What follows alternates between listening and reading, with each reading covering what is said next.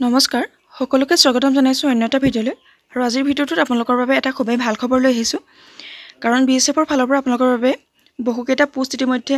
মুকলি হৈছে আৰু এই পোষ্টসমূহৰ সকলোখিনি ডিটেইলছ এই ভিডিঅ'টোতে আপোনালোকে পাব গতিকে ভিডিঅ'টো শেষলৈকে চাই থাকক আৰু যিখিনি এলিজিবল আৰু ইণ্টাৰেষ্টেড হয় আপোনালোকে ইয়াতে এপ্লাই কৰিব পাৰিব গতিকে আহক আজিৰ ভিডিঅ'টো আৰম্ভ কৰোঁ বিএছএফ কনষ্টেবল ট্ৰেডছমেনৰ ফালৰ পৰা ৩৫৮৮টা পোষ্ট ইতিমধ্যে মুকলি হৈছে আৰু ইয়াৰ ইম্পৰ্টেণ্ট ডেটছখিনি হৈছে অনলাইন এপ্লাই ষ্টাৰ্ট হৈছে ২৫ জুলাই ২০২৫ আৰু লাষ্ট ডেট হৈছে ২৫ আগষ্ট ২০২৫ আৰু আপোনালোকৰ পে'মেণ্ট ফি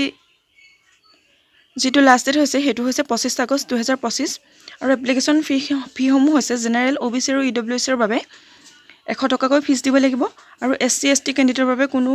ফিজ নাই আৰু ফিমেলৰ বাবেও কোনো ফিজ নাই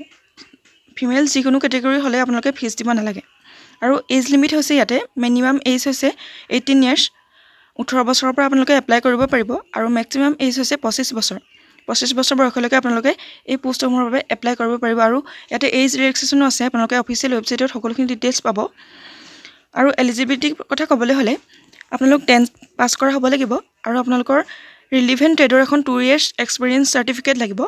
আৰু ITI চাৰ্টিফিকেটখনৰ আপোনালোকৰ ইয়াতে প্ৰয়োজন হ'ব টোটেল ভেকেন্সিৰ কথা দিয়া হৈছে কনষ্টেবল ট্ৰেডছমেন মেলৰ বাবে UR কেটেগৰী 1325টা EWSত 316টা OBCত 932টা SCত আছে 548টা STত আছে 283টা আৰু টোটেল মেলৰ বাবে হৈছে 3406টা পোষ্ট আৰু কনষ্টেবল ট্ৰেডছমেন ফিমেলৰ বাবে UR কেটেগৰীত 76টা EWSত 14টা OBCত 50টা SCত 29টা STত 19টা আৰু টোটেল ফিমেল পোষ্ট হৈছে 182টা কেটেগৰীজ ভেকেন্সিখিনি ইয়াতে দিয়া হৈছে আপোনালোকে চেক কৰি চাব পাৰে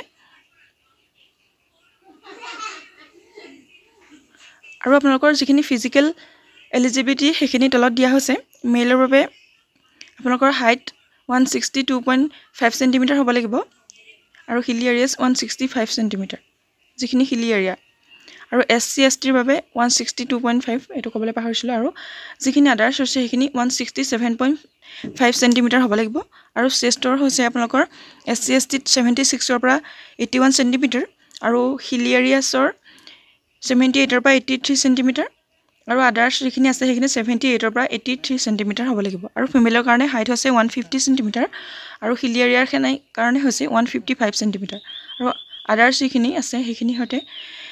157 সেন্টিমিটাৰ আৰু ৰানিং মেলৰ কাৰণে 5 কিলোমিটাৰ আৰু 24 মিনিটত আপোনালোকৰ 5 কিলোমিটাৰ দৌৰিব লাগিব আৰু যিখিনি ফিমেল আছে সেইখিনিৰ বাবে 1.6 কিলোমিটাৰ বা 1600 মিটাৰ আপোনালোকে 8 মিনিট 30 ছেকেণ্ডত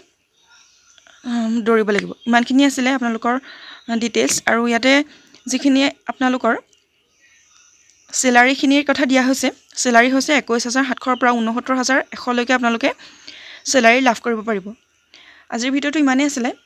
যিমানখিনি পাৰো আপোনালোকক ডিটেইলছ জনাবলৈ চেষ্টা কৰিলোঁ আৰু যদি আপোনালোকে অধিক তথ্য জানিব বিচাৰে তেনেহলে অফিচিয়েল ৱেবছাইটত গৈ আপোনালোকে চেক কৰি চাব পাৰে আৰু যিখিনি এলিজিবল আৰু ইণ্টাৰেষ্টেড হয় আপোনালোকে এপ্লাই কৰিব পাৰিব গতিকে আজিৰ ভিডিঅ'টো ইমানেই আছিল যদি ভিডিঅ'টো ভাল লাগে তেনেহলে লাইক কৰিব